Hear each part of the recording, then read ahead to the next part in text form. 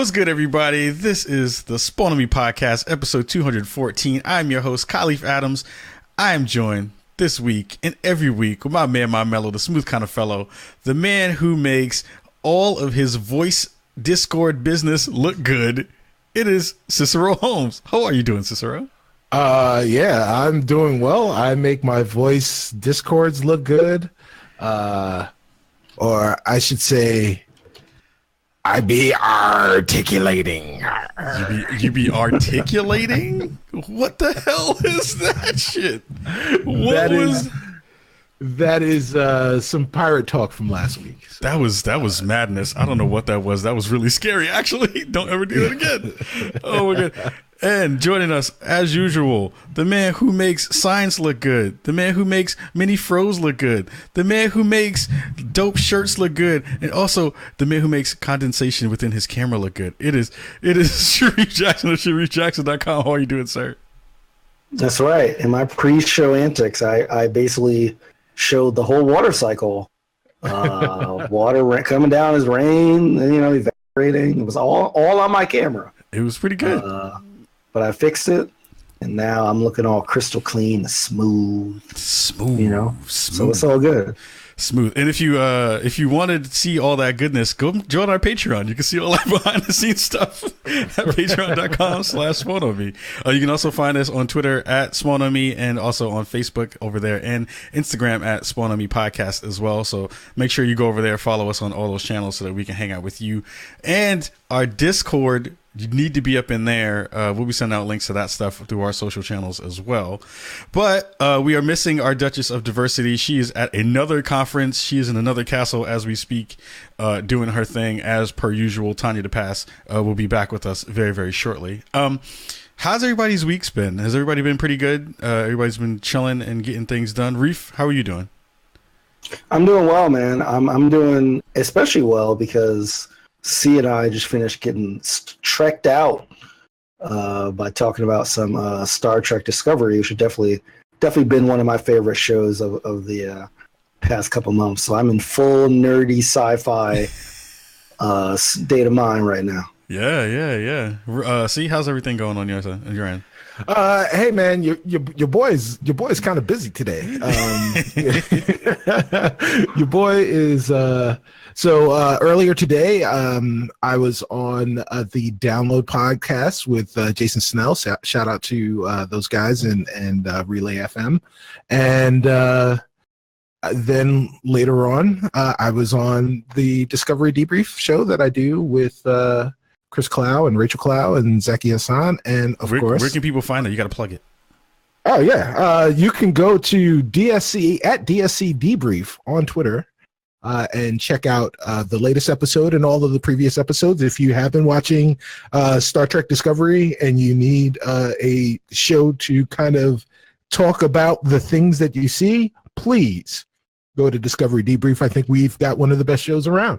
And so we were doing our season 1 recap a little bit late, but it was important to be able to get our brother here, my Brolic brother from Milwaukee, the tutorer and substitute teacher and adjunct professor extraordinaire, Mr. Sharif Jackson, on the show to do our 2-parter Discovery Debrief season 1 recap. So I did that earlier today. We're now doing Spawn on Me, and we'll be doing Spawn on Me after dark. So that is 1, 2, 3, 4 podcasts today for your boy. Four shows. Yes. Yes. Nicely done. I've just returned from GDC week. Coming back, thank you both for holding down the fort, holding down the ship for the past couple of weeks. Did a phenomenal job as per usual. And again, thank you to everyone out there who's been listening and sharing our good words and good works with everyone. We had a really good week in terms of numbers. We were at last time I checked, we were at 148 in all of the gaming podcasts on iTunes, which is ridiculous and dope. And we are also in the top 20 on the other games category. So Chicago is moving, and I got to give a big shout out to Greg Miller and the folks over at Kinda Funny and Andrea Renee and the rest of the crew at What's Good Games for having me and sharing the good love, and definitely the folks at Blacks in Gaming for the Xbox love at the Fireside Chats there during GDC week. It was a good week for the show, and it was a damn good week for us numbers wise. And again, thank you to everybody in podcast land and in Twitch land for supporting us and sharing us and giving us love throughout the week. So we have a pretty good show this week. We have a lot of stuff to dig into. I know that the game of the moment right now is not Fortnite. I was going to say Fortnite. Is Far Cry 5. It is the game of the moment. Fortnite is definitely that. Far Cry 5 is like burning up the charts in lots of ways, and in lots of other ways people are not excited and not happy about it. There was a really good article that came out. It was on Polygon, and it talked a little bit about the idea of it kind of fence sitting a lot in terms of its narrative, and how that is not going to necessarily give folks what they were hoping for when all the kind of pre-game press went out. I'm really curious to hear both of your thoughts about how the game has been received by you and what you've kind of been playing inside the game, if you've been playing it at all. Who wants to go first? Raise your hand if you're sure. Okay, cool. Yeah, so I played a couple hours of Far Cry. As I've said on this show numerous times, I felt like given the narrative that they were pushing with the early marketing, I don't think they've done it as much later, but in the early marketing of really diving into the psyche of sort of religious extreme like behavior, cults, and like that kind of stuff, and having the timing of it kind of dropping in this political environment, I was of the mind that I was hoping that they weren't just throwing these ideas out there and not really treating them the way that they should be treated, and they would just be the backdrop to shooting people in the face. I don't know if I'm far enough to say if it fully succeeds on that or not. I know that the current narrative that I've read in a lot of reviews and heard on podcasts is that it does tend to hedge itself and not really make a stance on things. Right. So far, I think early enough, I'm not feeling that yet.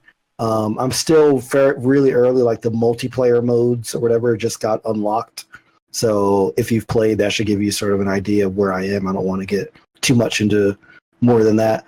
But so far, I think that the characters that I've met have been great. I think that the voice acting is the voice acting is good. It's the mapping to the actual characters, which is a little weird. And I am so spoiled by Naughty Dog games because there's some voice acting that's really good and really emotional. Like there's people screaming or crying, and they just have the same look on their face as if they're just talking in a baritone. Yeah. And their jaw moves the same way. So it just feels weird, and it totally disconnects me out the game. But so far, I've had interactions with the father and one other of the main three sort of leaders of the different areas of the map. And I think those interactions have been great. I thought that the intro, I know that I asked Kyle like last time if he thought the intro would sort of hook people. And I definitely think that it definitely hooked me. Definitely going to continue to play it. I think from a gameplay perspective, it's a really tight Far Cry game. I mean, the weapons feel better than maybe any Far Cry game I remember playing. And I don't have my hands on them all. But just like the sniper and the bow and arrow, which tend to be what I default to in these kinds of games because I'm mostly like a stealth player, I think feel really good.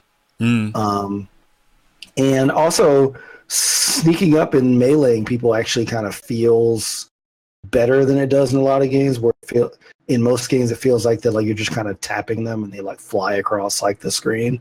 It feels a little more violent and intense, which it should. So all in all, I'm super positive on the game. I'm hoping that my experience with it doesn't leave me feeling that the story wasn't properly serviced. But as of this point, I can't say from my own experience. So I'm gonna give it a thumbs up right now. Like I would say, definitely check it out. Nice. C, what are your thoughts on the game? Have you had a chance to kind of dig into it and play it at all? So I am pretty apathetic about the game because I have not played. The reason I have not played is because while all of the air is being sucked up by Far Cry 5, I have been diving into a couple of other games that have that also released around the same time.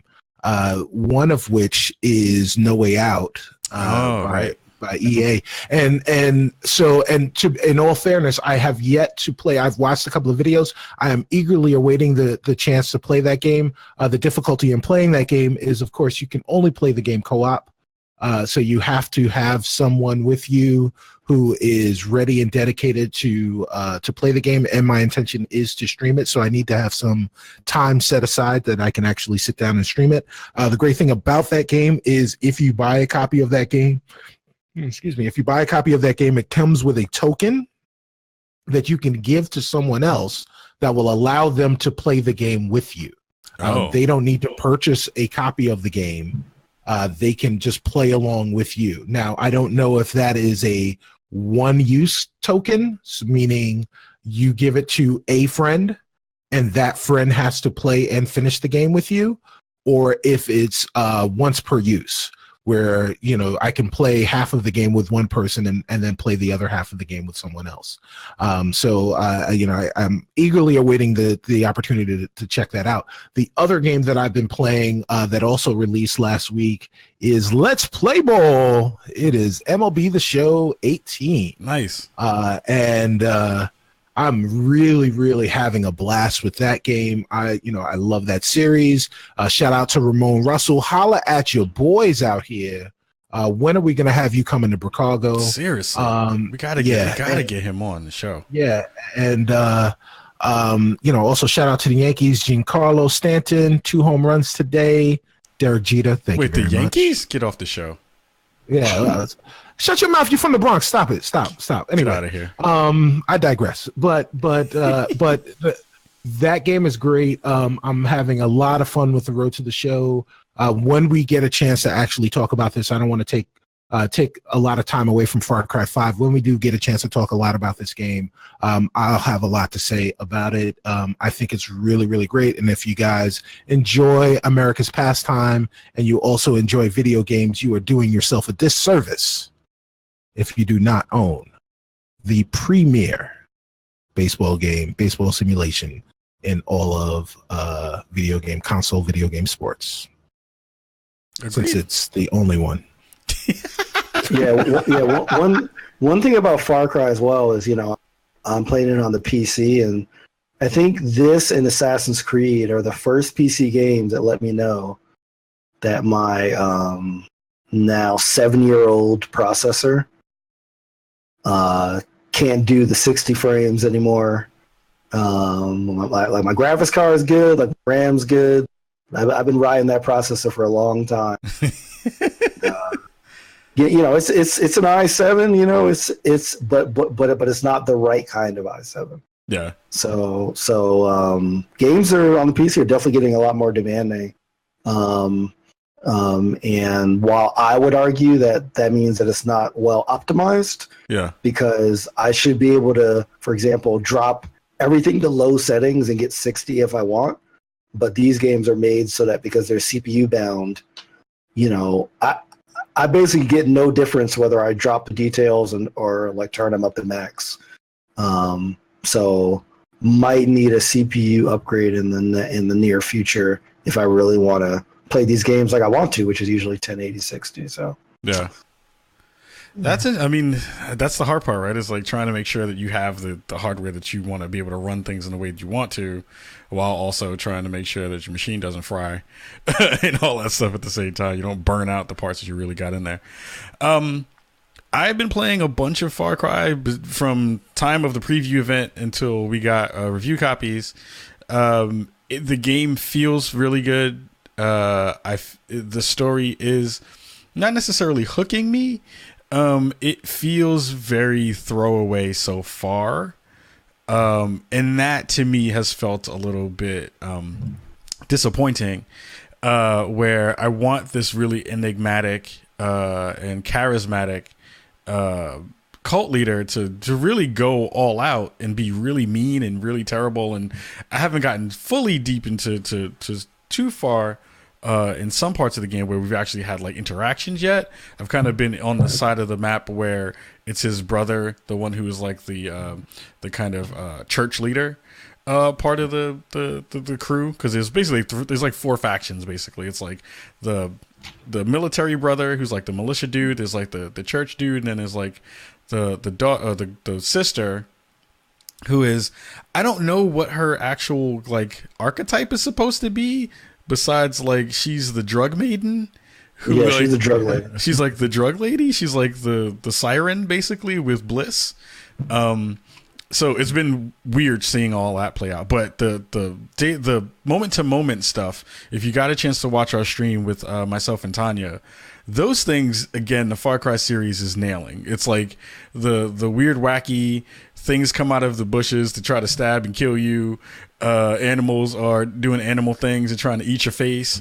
You flying around and doing all this stuff with helicopters and wingsuits and all this other stuff. Those parts feel good. The shooting feels really good. The animations on this game are really great.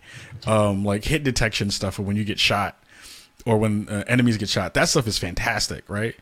But so far, all the things besides those first initial moments, everything else is kind of falling pretty flat. And that part is really worrisome. Like there's one moment where you go and hang out or you get captured by, this isn't really a spoiler. You get captured by the church dude, and he has this like mini monologue and has this discussion and stuff. And that part was cool. Like that part brought out that character and made him feel fairly real. But I feel like I got a little bit cheated after hearing all the cool stuff that our friends over at Gamertag Radio were doing with their kind of mini series that they did. They did like a kind of mini radio tale, which was fantastic. Definitely check out that stuff from our folks over at Gamertag Radio. But that stuff right now feels like it's better than the stuff I'm getting in the game, and that's a little bit disappointing. So yeah, it's feeling good. It feels like I still want to play more of it. That's definitely a part of the case. I definitely want to continue it and finish it. But I'm wondering, and after hearing all the stuff that everyone's saying, Austin Walker's review and Ben Kuchera's take on it, which is the one that we're referencing, I do feel like they probably fence-sat a lot and you're not going to have all the things you actually wanted. Yeah, and like I'm trying not to let that drive too much my experience because I don't want to go in with that colored. Right. I will say on a positive way, I was a little worried that the world wouldn't feel, I guess, like America. Like if you know, I know America has a variety of topographies and that kind of stuff, but I was worried that it would feel exactly like the other games. But I can say that I think the world in terms of the layouts and sort of, especially in like some of the more like mountainous regions where you're hunting for like animals and like stuff, it does feel different than the other Far Cry games, which I'm very happy about. That's true. Because I definitely was like worried I'd be like, it's going to feel just like 3, you know, like you're on an island. It's going to feel exactly like that. So I'm happy about that. Just seeing like the barns and like just like the way that the hills slope and stuff like that. It feels very different. Yeah. And you know, I've been getting at some bears. And getting at some drug addicted bears. The wildlife in this game. I got caught up by a wolverine. Like a wolverine just rolled out of the woods and tried to fuck me up. And because it's like the weird thing is like it's small enough that you don't know where you're about to get eaten from until it's already like eating at your legs. And I'm like, what the hell is going on? Like there's no way for me to figure out where this thing is besides hearing this really terrible noise. It's like, hey. And I'm like, what the fuck is this around me trying to kill me? So it's rough. It's super weird.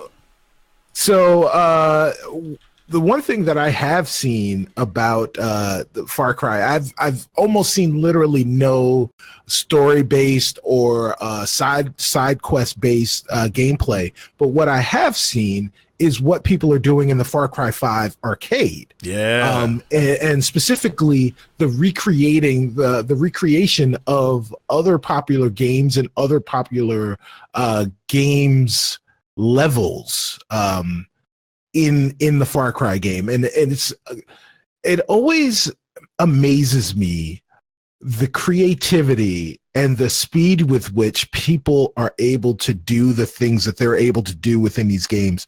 And it's one of the things that brings me joy and that I love about, gaming in and of itself. And the thing that gets me excited for everybody watch Ka perk up. When I say this, for Dreams. That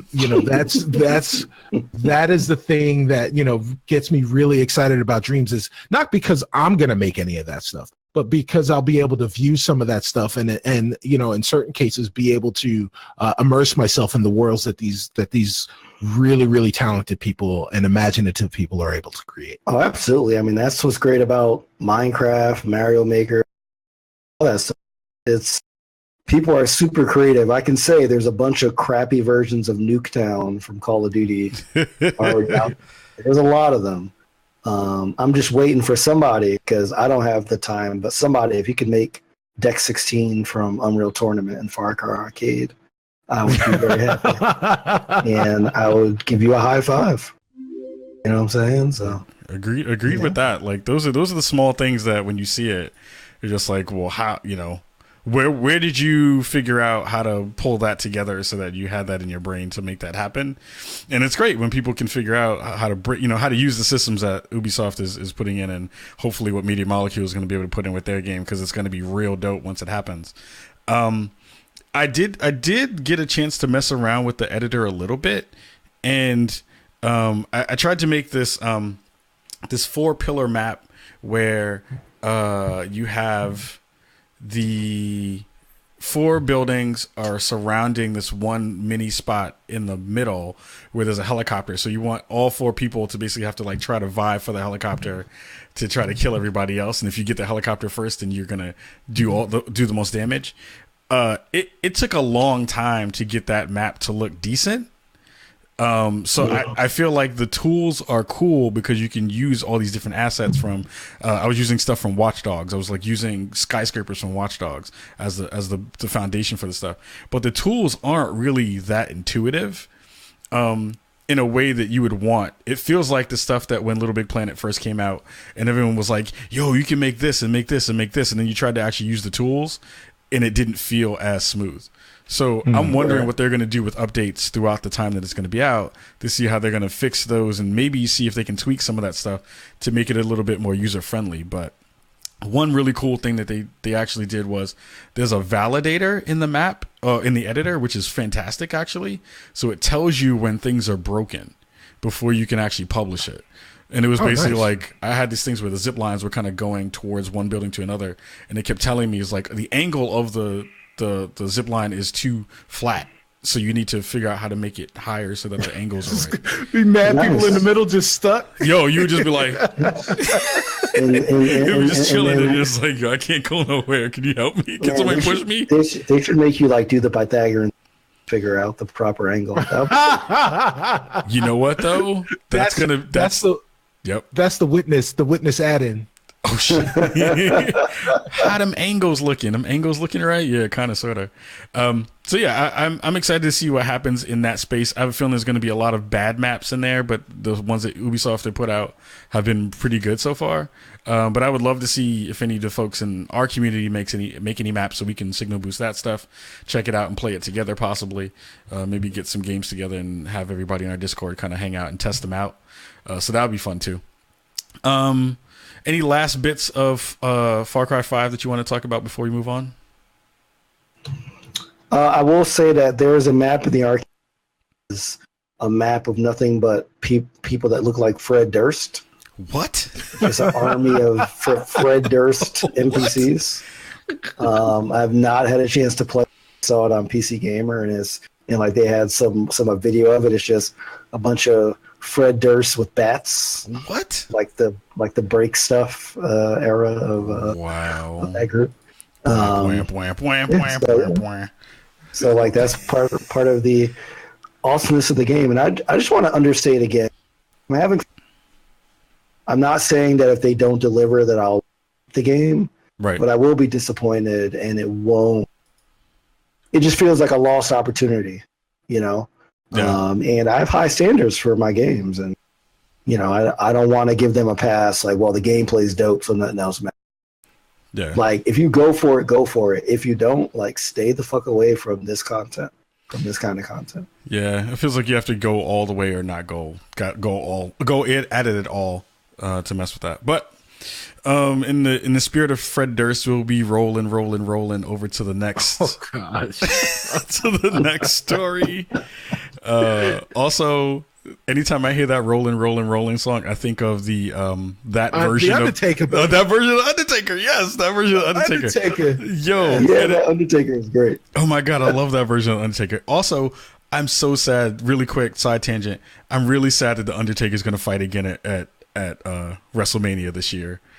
It is going to be the worst John Cena versus Undertaker fight of all time. It's good. I hope he doesn't die in the ring. I pray. He's literally going to die. Like that's the only way they're not gonna pull him out. They'll probably still pull him out. They'll weaken and Bernie's his ass. He'll literally be the dead man. No.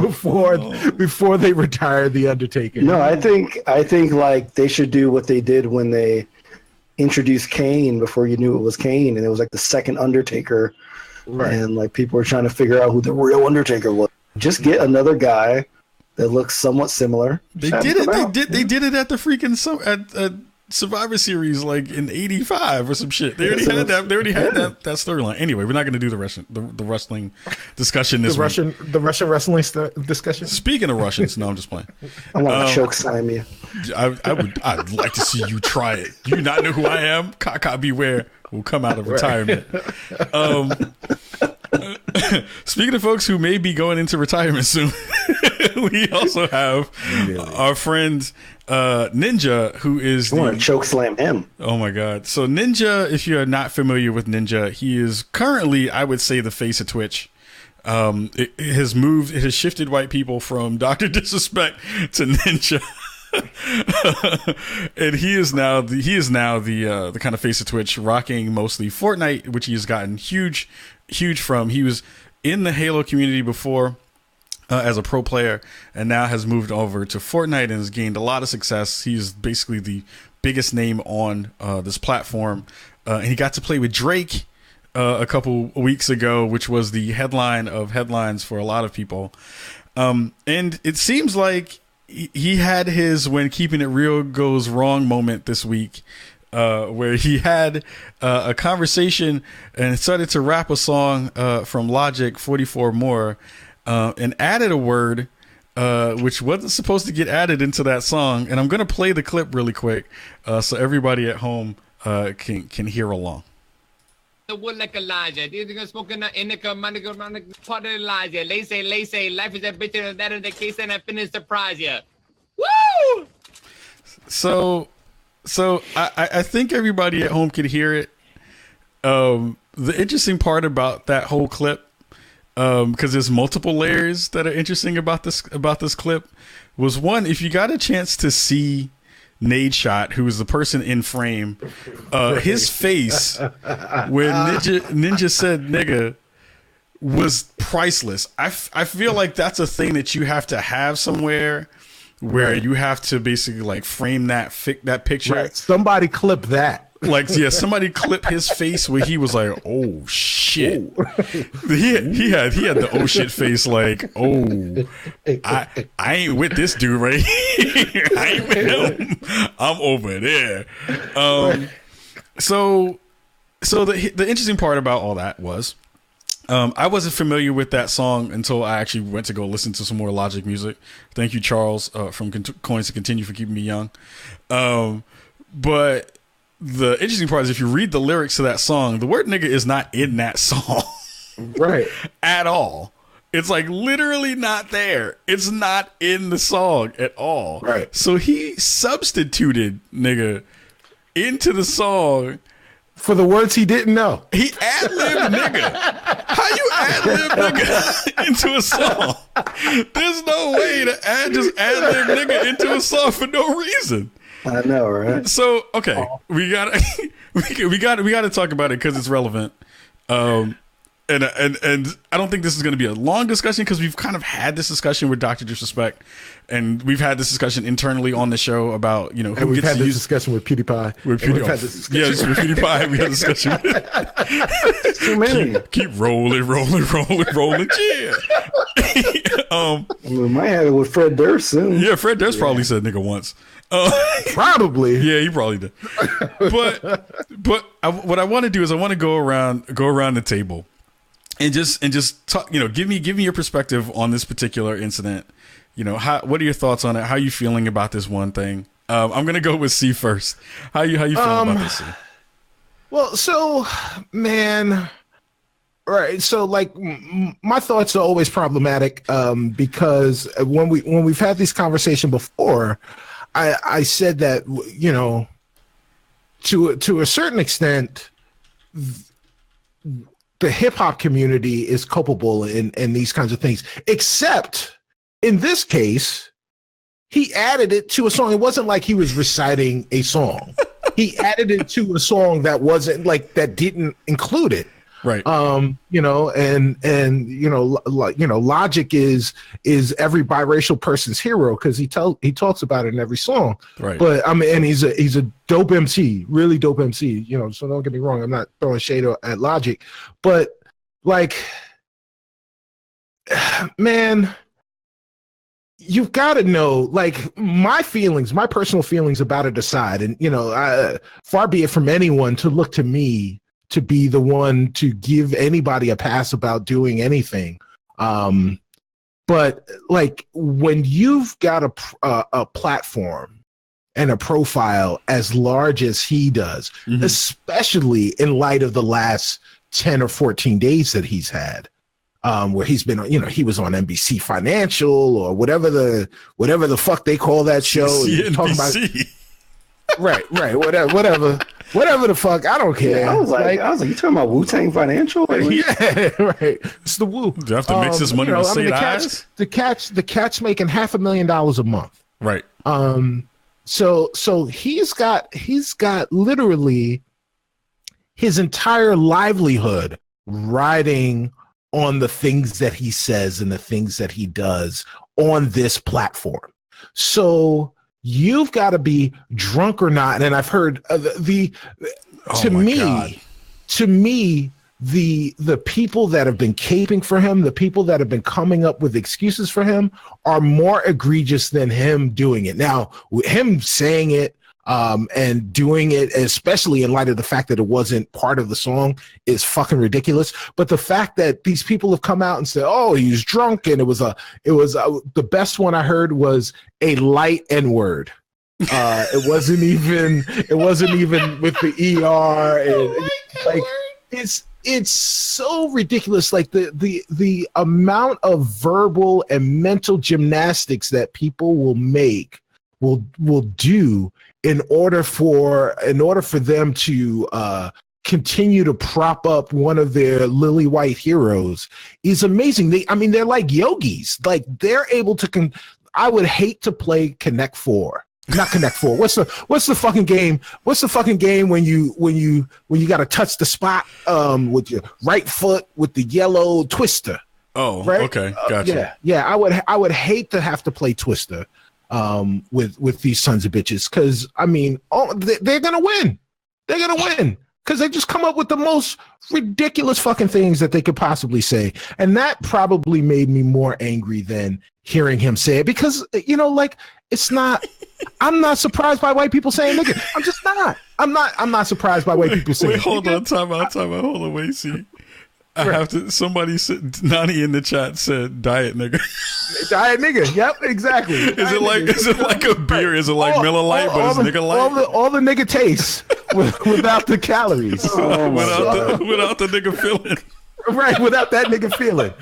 You know, like, you know, so like, come on. Right. I'm just saying, no. It doesn't. Right. It doesn't surprise me when white people say nigga. It doesn't surprise me when white people say nigger. Like these are things that just don't shock me anymore. It's like saying, oh, hey, there's some company online that's got all your data and they're going to use it for nefarious means. Of course they fucking are. Right. Like, I mean, what else are they going to do? So if white people have the ability to say it because there are no black people around, there was just a video of the Vatech women's lacrosse team on the bus on the way home. Oh yeah, singing some song, some Chris Brown song, and you know the song might as well have been called "Nigga Nigga Nigga Nigga Nigga Nigga," because that's all they were saying right in this video, and they were happy as fucking clams. Right. So you know, I mean, come on, it's the forbidden fruit.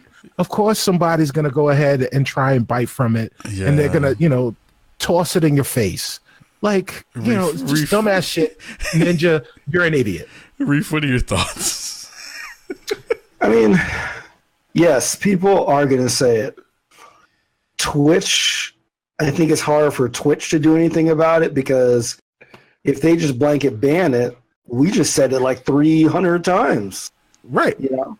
Right. So I don't know if they could blanket ban curse words and that kind of stuff unless it goes to the level of harassment, right? So I think that this is how it works. Somebody says something dumb, they get trashed for it, and they have to apologize. My question is anything going to happen to his sponsors, to his money, to that kind of stuff? You know, and then I saw sort of I like heard his apology, and he tweeted a bunch about it as well, but he says, I promise there was no malintent trying to say the word. I fumbled lyrics and got tongue-tied. And that's what that was my default. Like, that's what PewDiePie said, though. It was like, I was just using for a placeholder. But that's the biggest how sway moment that you can have. It's a really big how sway moment. Like when Fergie sang the national anthem terribly, she tongue-tied it. I'm not expecting that word to be the one you substitute. Right, right. Like that's and the rock is red, niggas. Like it's not. It's.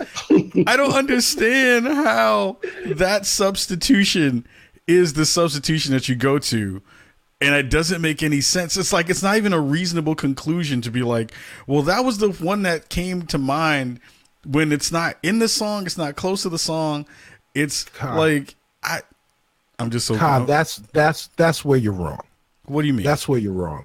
Because yes, it was a reasonable substitution because it's part of his lexicon. Oh yeah, these are things, right? These are things that he says off cast, right, on a regular basis. Oh, of course, a regular basis, and you know,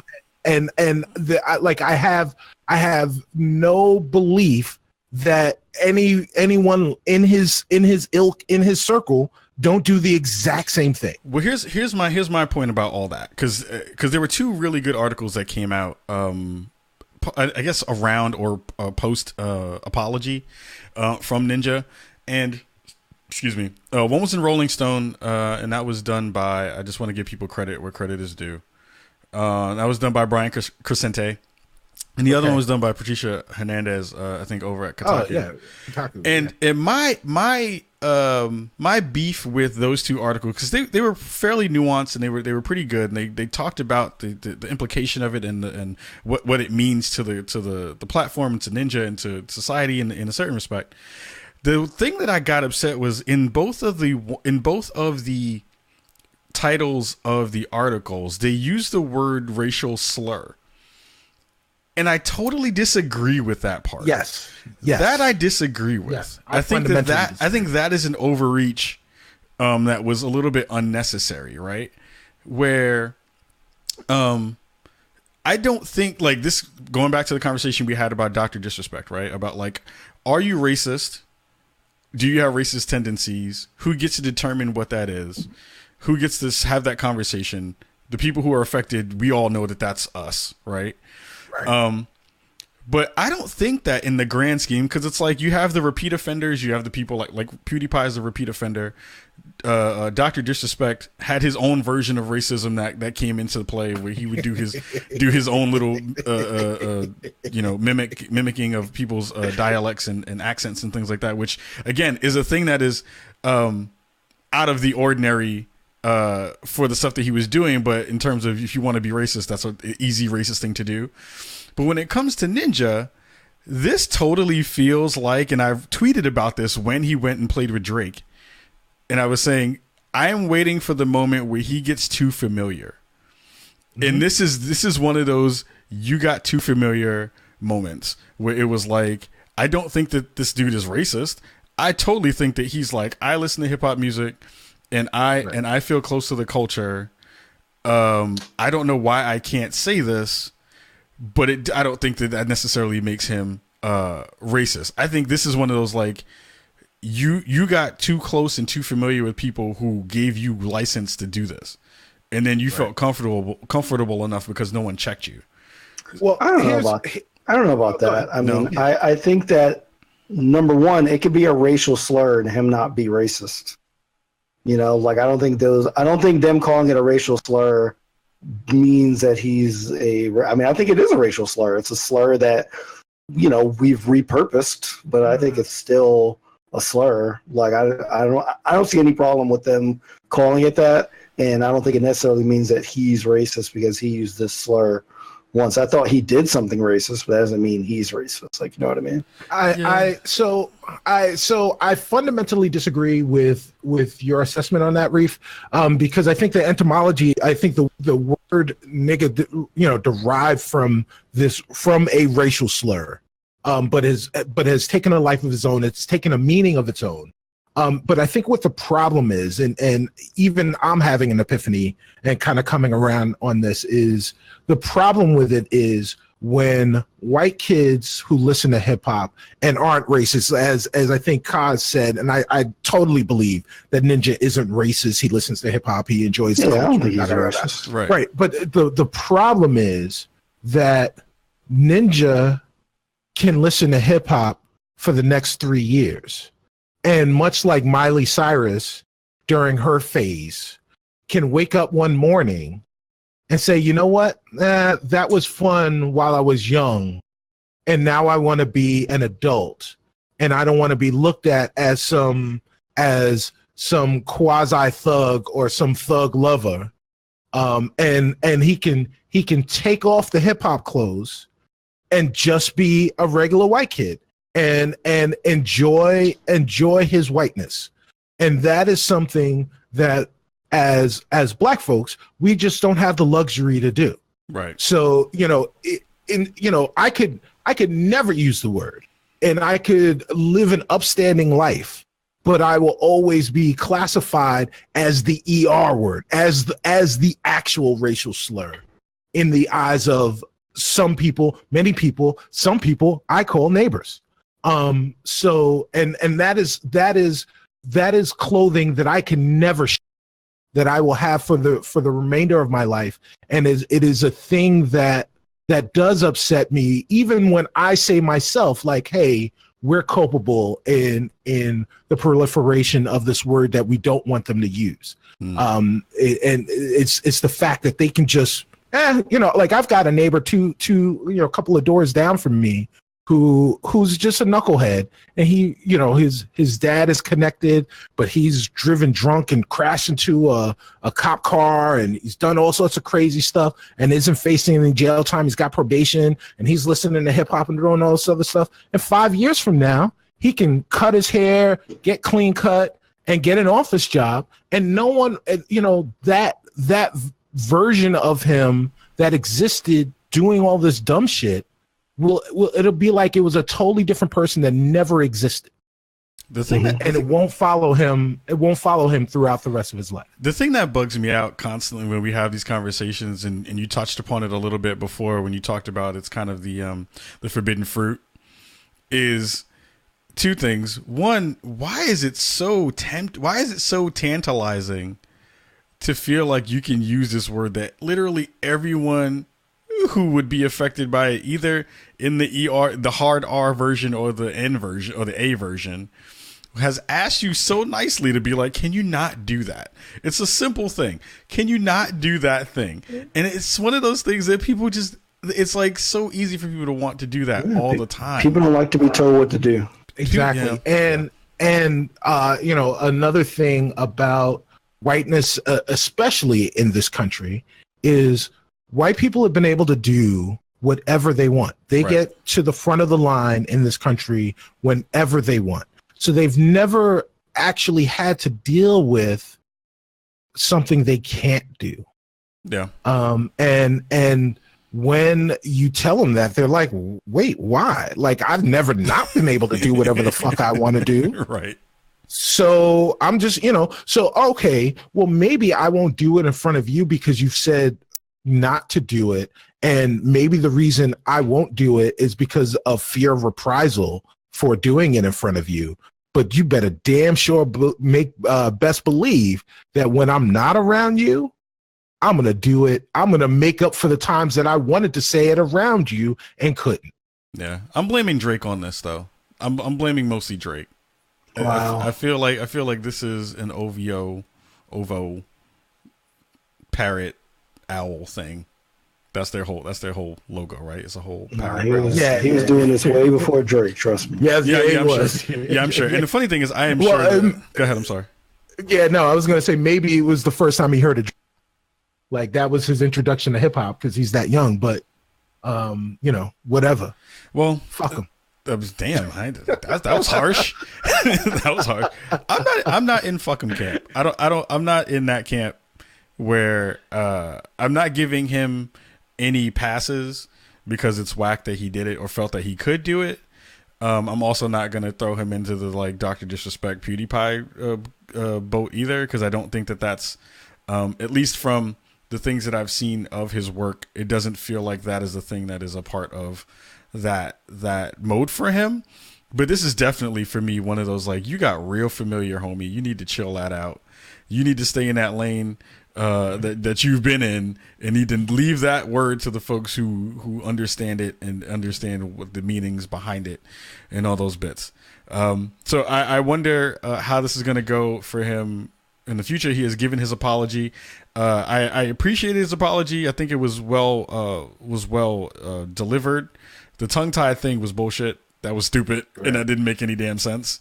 But I think that depending upon how this maneuvers, it'll be interesting to see what the game looks like now that he has this other version of him out in the world that people might not necessarily have seen before.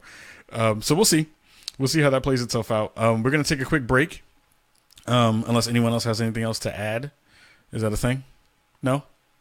I just hope that he learns from this, and I hope that other streamers don't say, hey, I can get in the news, I can get some clicks and get in the news if I start saying this and have people clip it, you know? I mean, all he had to do was say ninja, right? That's all he had to do. That's my word. Right. He only had to say ninja and he would have been fine.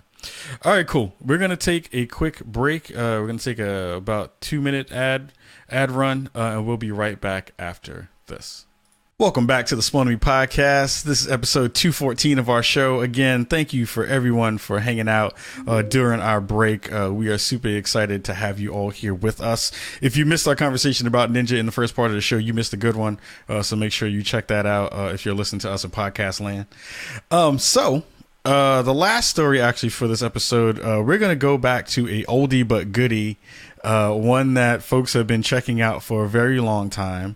A game that was one of my loves that turned out to do me dirty a little bit. Like all of your loves. Like all my loves did me a little bit dirty. No Man's Sky is coming to Xbox, which is going to be pretty funky. They just dropped a quick trailer on all of us in the past 24 hours actually. It's going to be wrapped up with a new free update that they have put out as well. One of the interesting things that I saw and noticed from the video that they shared was, besides all the different platforms, PS4, Steam, Xbox One, They also put Tencent as a part of that kind of showreel, which is really interesting. Tencent, if you don't know, is a Chinese company, I believe, that is pretty much the biggest gaming company on the planet in terms of reach. They are in mostly mobile spaces. They're doing a lot of work in the MMO space. They are almost half of Epic Games, if you didn't know that, as far as in terms of shareholdership. And they are definitely a force to be reckoned with. So I wonder what that means for No Man's Sky in terms of, is that going to mobile? Is that a thing where they're going to add some, not pay to win stuff, because there isn't a way to win, but more incentives that are going to cost money?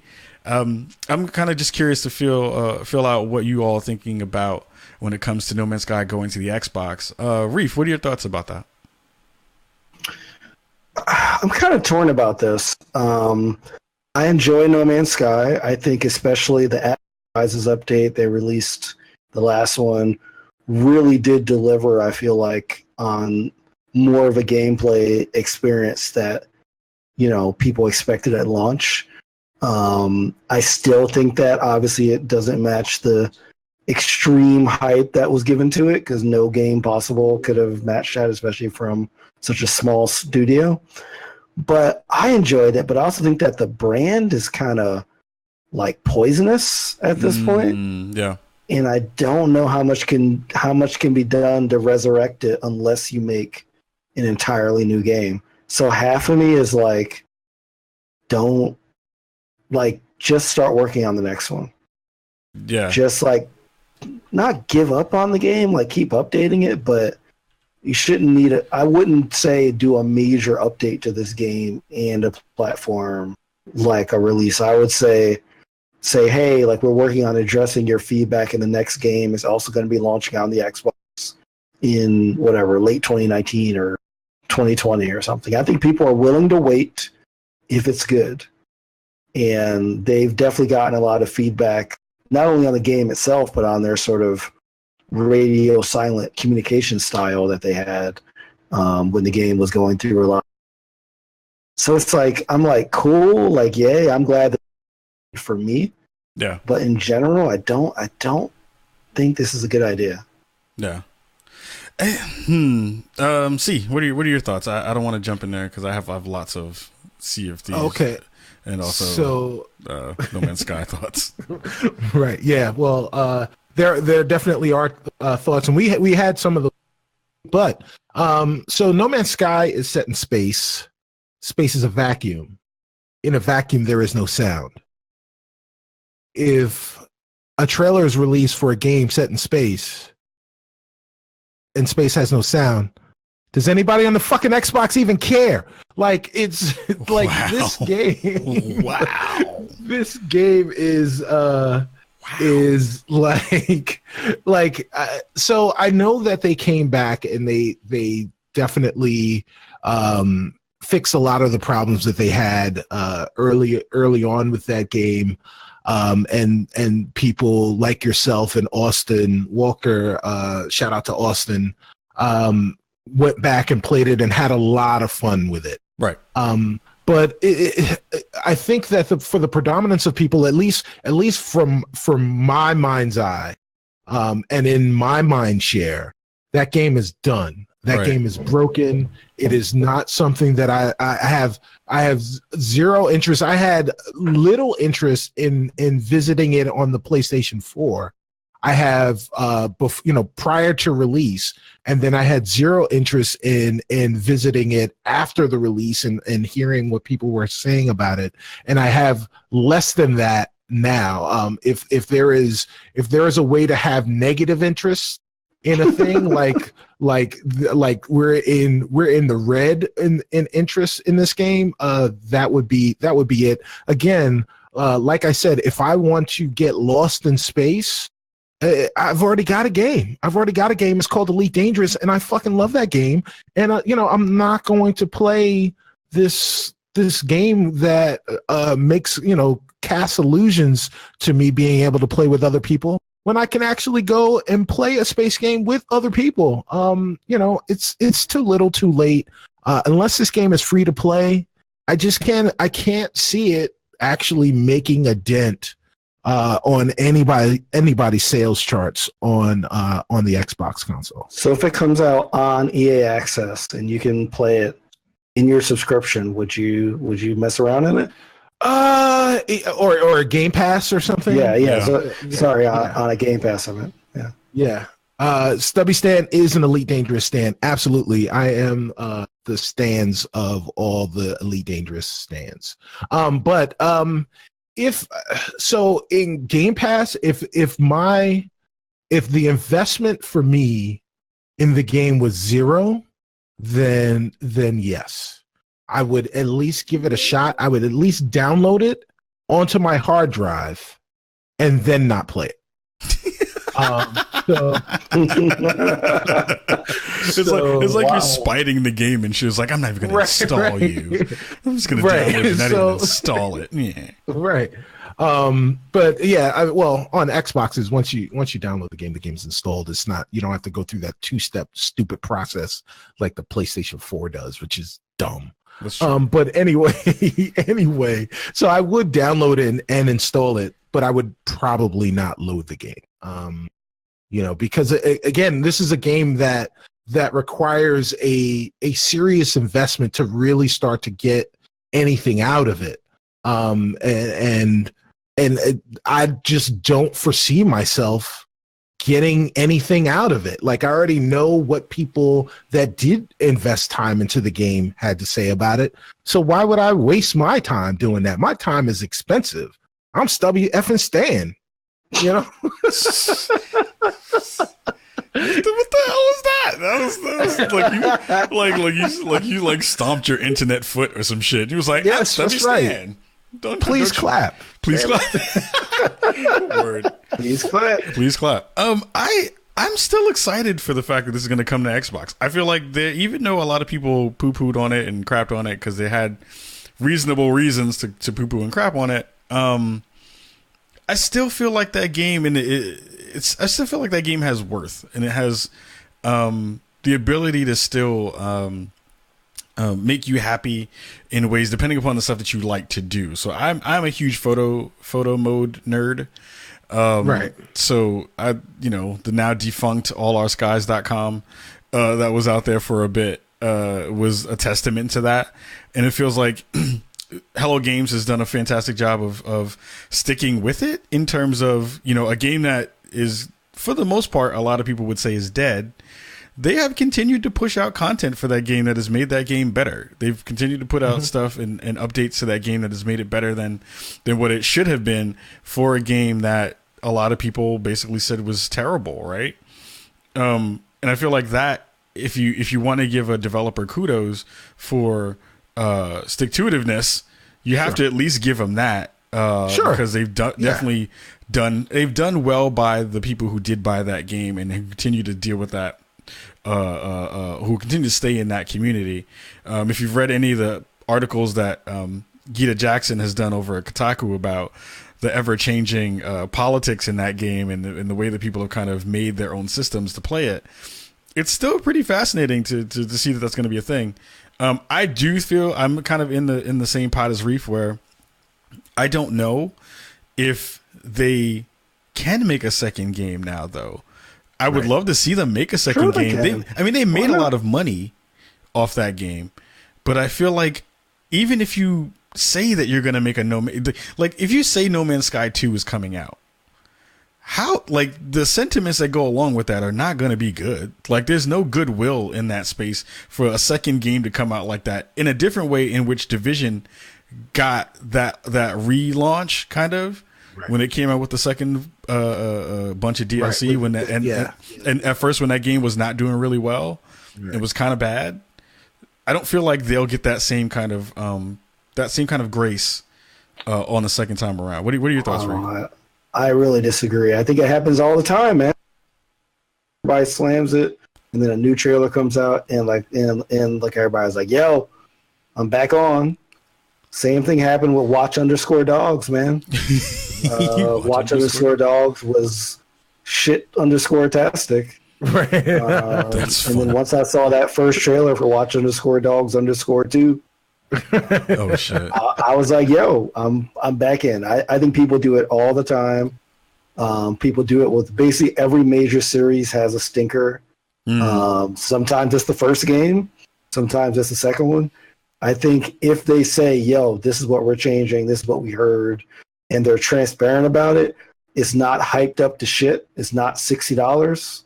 I think they can make a lot of changes to get people excited about this. I think the problem with putting this game on the Xbox is, so if you have an Xbox and you've heard a year and a half of people shitting on this game, Right. what is going to make you spend your money on it? Exactly. That's my point.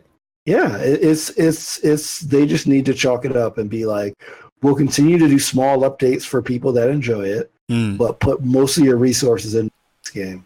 And Right. I think if it looks dope, but it not only looks dope, like they say, this is what we did wrong and this is what we're going to do right. Sure, there'll still be some people that never come back, but I think they can get a big enough audience to justify a sequel.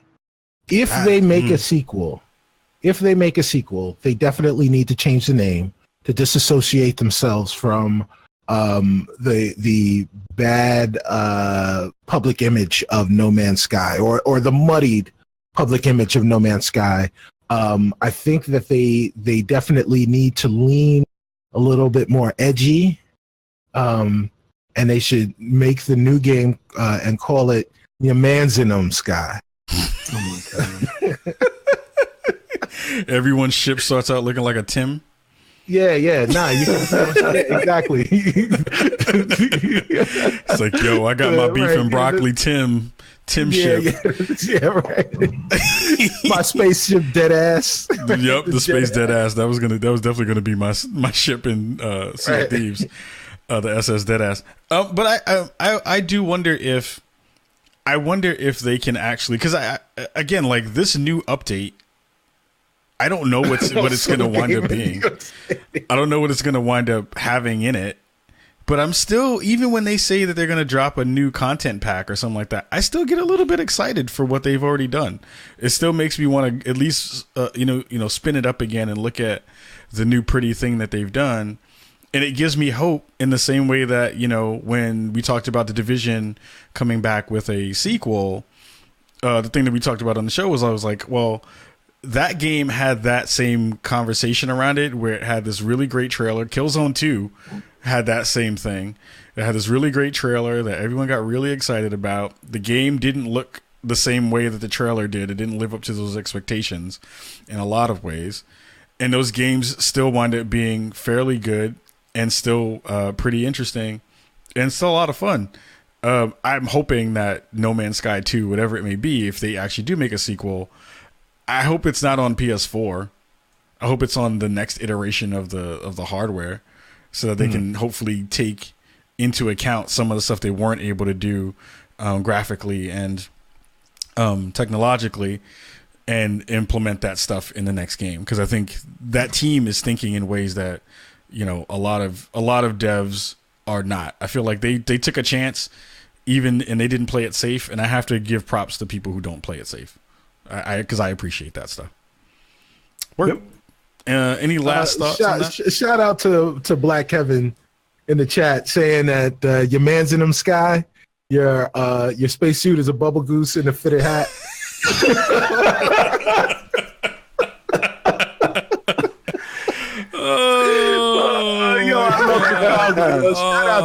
Man, if I could give awards out, Kevin would have got the award of the night. That's a damn good one. And that's actually a perfect way to end episode 214 of the Spawn on Me podcast. Oh my goodness. See, well, I can't even tell C to do the social media business because he's laughing so hard. All right, I got it. I'm good. Dead puppies.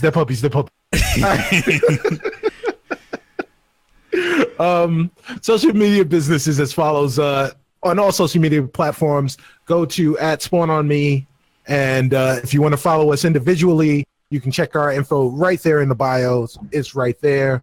SpawnOn.me is the website where you can find this episode and all of our past episodes and get all of the conversations. I know that we've got some new people here. Check through, dig through the crate, son. We got some ill stuff in there. Y'all need to really check that stuff out. You want to send us an email, something more than, was it 280 characters? Oh, whatever the amount of characters are on Twitter. Who knows what it is anymore? You can send us an email, spawnommepodcast@gmail.com. If you want to listen to the podcast, go to your favorite podcatcher, Spawn on Me, download that, subscribe, tell your friends. If it's a place where you can rate and review, please do so. Remember, every Thursday, we're here on twitch.tv/Spawn on Me. You can check us out, watch us, interact with the Twitch chat. They are mad funny. You got to pass a test, tell a joke, and you can join. Just joking about that. But come through. If you want to do even more, you can check us out on Patreon, patreon.com/Spawn on Me for $1, as little as $1. Help us out, help our audio quality, help us get to trips like we're going to E3. And you get 2 extra shows. You get 1 extra show a week and an extra political show, the Chicago Beltway, once a month. Yep, word. And again, everyone, thank you so much for hanging out with us this week and every week in Podcast Land and Twitch Land. We definitely appreciate you spending your time with us. You can be anywhere else on the planet. You can also be on SS Namin, but you are definitely with us every week, and we definitely love and appreciate you all. Again, we'll see you all next week, and definitely keep yourselves safe out there. Much love. Peace.